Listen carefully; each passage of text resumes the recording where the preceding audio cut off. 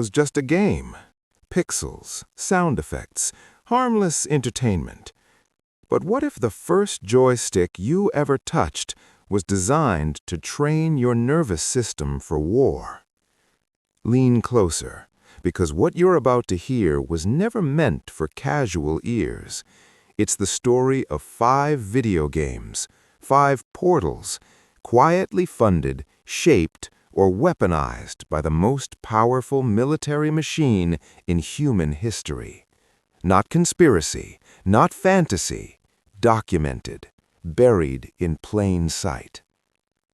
You grew up believing games were rebellion, escapism, freedom. But what if they were conditioning?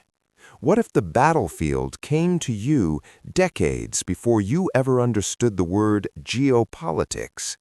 What if your reflexes, your threat assessment, your appetite for domination were sharpened inside laboratories funded by men who never held controllers but held launch codes? This isn't about nostalgia. This is about architecture, the architecture of influence. In the early Cold War, the United States government faced a problem. The Soviet Union had launched Sputnik 1 into orbit, humiliating the West. Panic spread like a virus through Washington. Technological dominance was no longer optional, it was survival.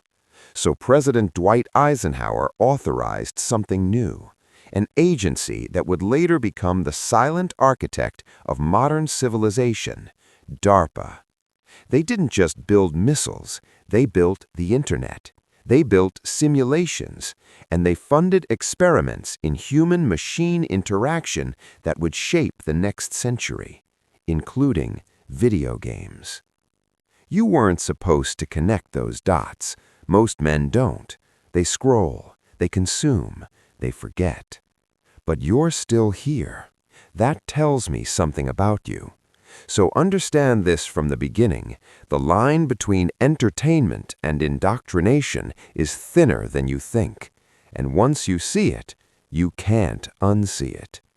Tonight, I'm pulling you through that line. And once you cross it, you won't come back the same. The first battlefield wasn't a desert. It wasn't a jungle. It wasn't even real. It was a lab at Massachusetts Institute of Technology. Inside a fluorescent-lit room humming with machinery, a group of graduate students huddled around a machine that cost nearly $1 million in today's money, the PDP-1. Officially, it was for research. Unofficially, it was funded by Pentagon money funneled into technological supremacy during the Cold War. The students weren't soldiers, they were dreamers, science fiction addicts, men raised on pulp space operas and atomic anxiety. They didn't think they were building a weapon, they thought they were building a toy. They called it Spacewar. 2 tiny ships orbiting a star, firing missiles at each other in the void. Gravity calculated, trajectories precise, reflexes tested, competition immediate. It was primitive by today's standards, but psychologically, it was revolutionary. For the first time, a machine wasn't just calculating numbers, it was simulating combat, human versus human, reaction versus reaction, decision under pressure. And here's the part no one tells you. This wasn't built in a garage by rebellious teenagers. It was built in a lab financed by defense funding at the height of nuclear paranoia. The same pipeline that would later give you ARPANET, the ancestor of the Internet, was quietly nurturing the first digital combat simulator, disguised as a game.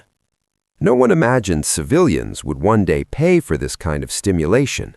Personal computers didn't even exist in homes. But the code spread. The manufacturer began shipping the game bundled with its machines. Universities copied it. Students became obsessed.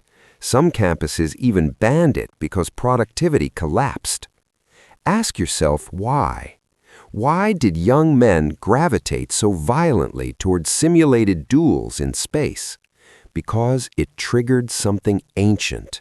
territory, dominance, survival. The government didn't need to force you into training environments, they made you crave them. Spacewar wasn't just a game, it was proof of concept. Proof that digital combat could grip the male's psyche tighter than any lecture, any pamphlet, any speech. And once that door opened, it never closed. What started as orbiting pixels would evolve into something far more deliberate, far more targeted, and far more powerful. You think conditioning has to look like chains. It doesn't. Sometimes it looks like neon green wireframes glowing in a dark arcade. The Cold War is still simmering. Proxy wars burn in distant countries most Americans can't find on a map. And inside shopping malls across the nation, a new machine begins to hum. Atari releases a game called Battlezone. You step up to it, you press your face against the periscope viewer.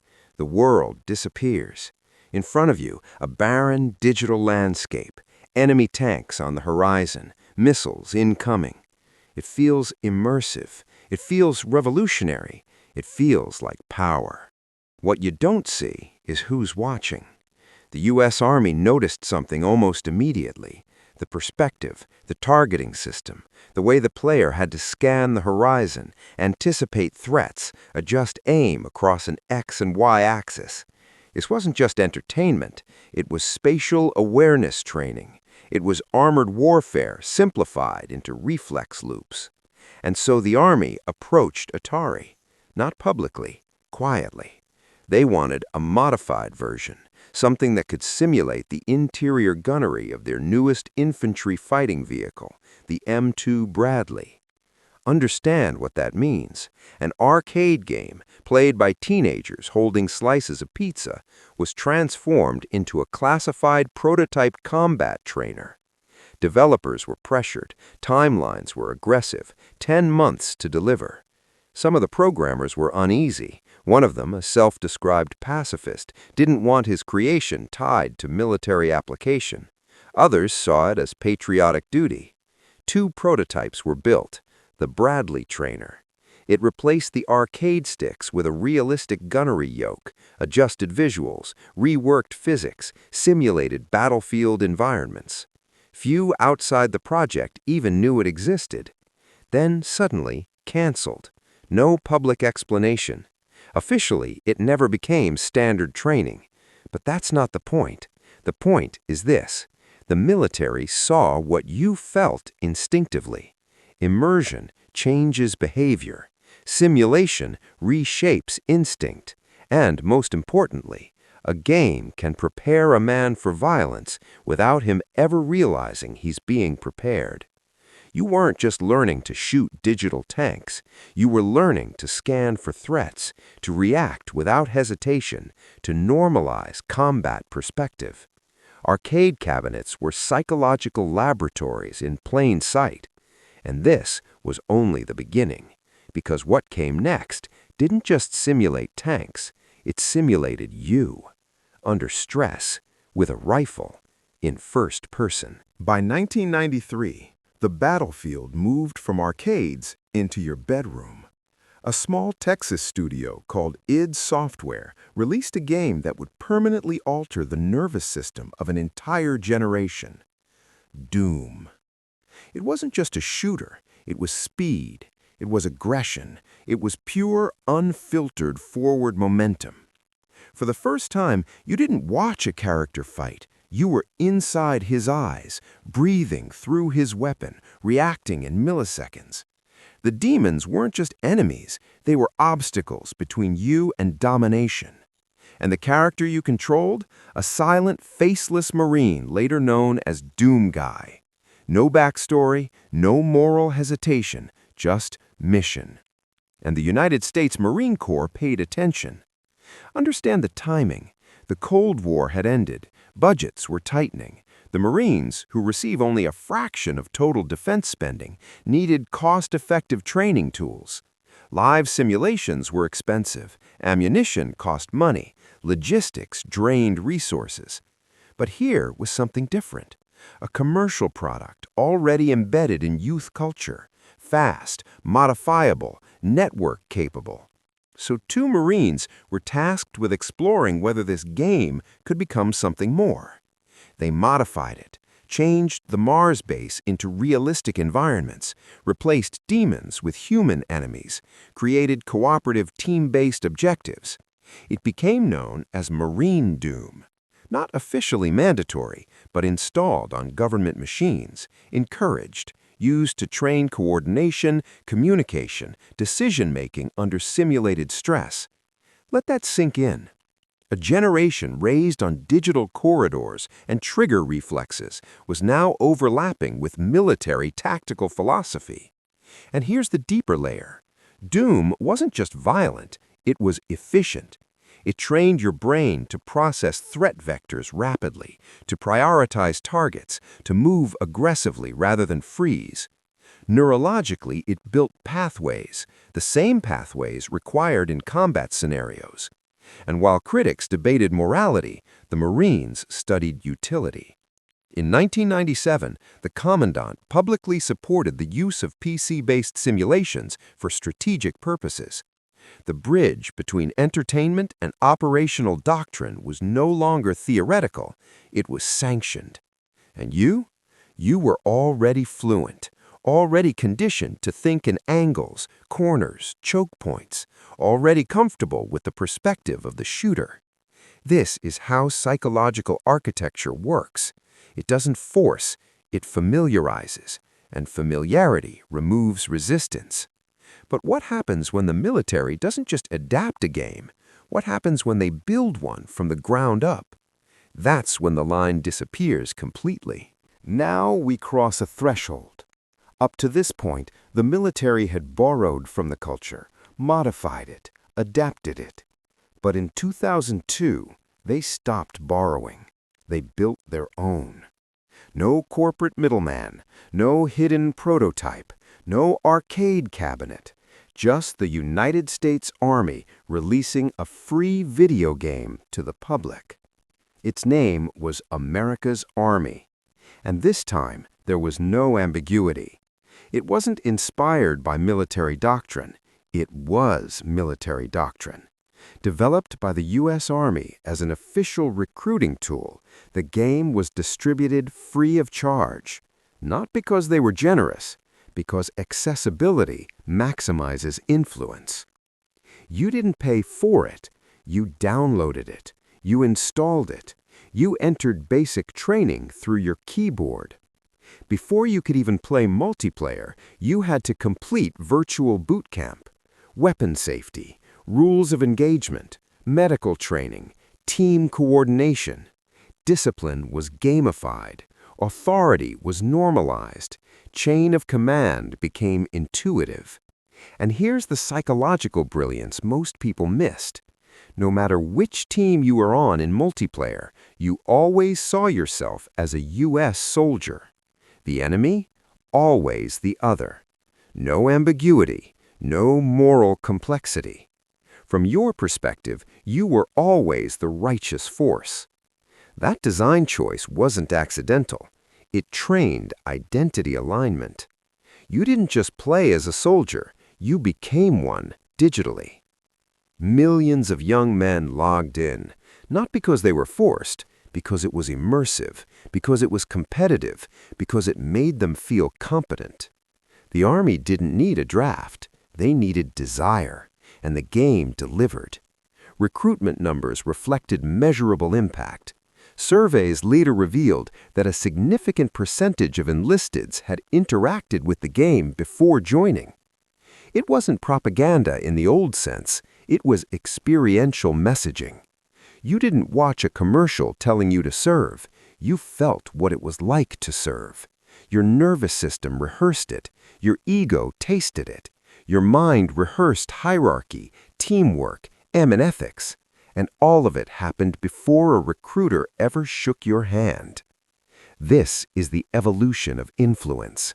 From funding labs, to modifying games, to engineering identity. But what most people don't understand is this.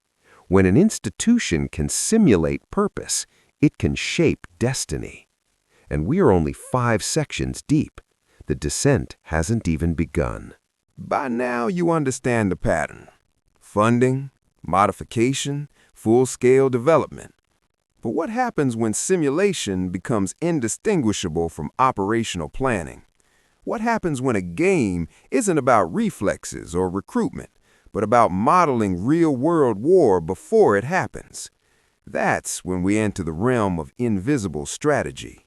In 2013, a war simulation platform emerged from a developer known for obsessive realism, Slitherine Software. The title was Command: Modern Air Naval Operations. To civilians, it looked like a hyper-detailed strategy game for military enthusiasts. To professionals, it was something else. This wasn't arcade combat. This was database warfare. Thousands of real-world aircraft, ships, radar systems, missile platforms, electronic warfare capabilities, meticulously researched, cataloged, simulated. Every sensor range calculated, every weapon system mapped, every doctrine adjustable. It wasn't flashy, it wasn't cinematic, it was precise. So precise that governments began to pay attention. By 2015, a new version appeared, Command Professional Edition. This wasn't sold on Steam.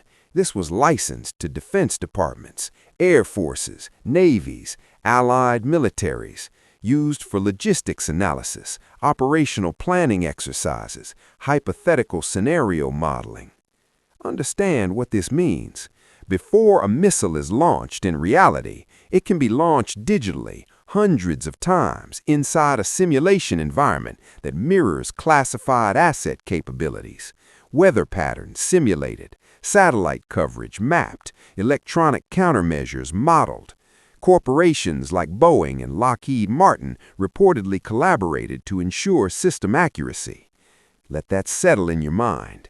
The same structure used by hobbyists to simulate global war scenarios, refined into professional-grade tools for actual military planning. This is no longer about conditioning young men. This is about rehearsal. War rehearsed in silence, decisions tested before headlines exist. And here's the part most people never consider. When simulation becomes predictive, perception of inevitability increases. If a scenario plays out repeatedly in digital war rooms, it stops feeling hypothetical. It starts feeling probable, expected, strategically necessary. Simulation shapes policy. Policy shapes reality, and somewhere in between, a game engine quietly influences the calculus of nations. You thought video games were distractions, but at the highest levels, they are laboratories of possibility, testing aggression, testing escalation, testing dominance. And the deeper you go, the more you realize something unsettling. The battlefield is no longer discovered, it's pre-modeled before you ever hear about it. And this is where the rabbit hole turns inward, because if institutions can simulate global conflict, what makes you think they aren't simulating you? Now we stop pretending this is about games, because it never was. It was about systems. And systems don't just shape battlefields, they shape men. Look at the pattern again. Spacewar proved that combat simulation could captivate the male brain. Battlezone proved immersion could mimic armored warfare. Doom proved first-person aggression could train reflexive response. America's Army erased the line between recruitment and recreation. Command Professional Edition transformed entertainment architecture into operational rehearsal for real-world conflict. 5 stages, like layers of initiation. But here's the truth most men never confront. The government didn't secretly create games to control you. They studied what already controlled you. Competition, hierarchy, mission, achievement. They didn't invent your drive for dominance. They harnessed it. That's the deeper lesson. And this is where it becomes dangerous knowledge. Because once you see how institutions map psychology, you begin to ask a different question. If they can gamify war, what else have they gamified? Social validation? Outrage? Political tribalism? Financial markets? You scroll, you react, you compete, you level up, you chase rewards. Sound familiar? The same dopamine architecture that kept you glued to a battlefield simulator now governs your phone. Threat detection, instant reaction, team alignment, enemy identification. The environment changed. The programming principles didn't. And here's the part that separates men from boys. Most people, once they hear this, feel manipulated, victimized. But that's the wrong response. The powerful response is awareness. Because when you understand the system, you stop being a pawn inside it. You start studying it. Every simulation you've ever entered trained something.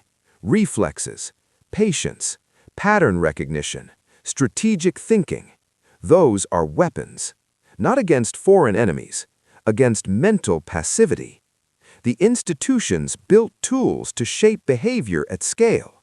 But tools cut both ways. The question is no longer whether influence exists.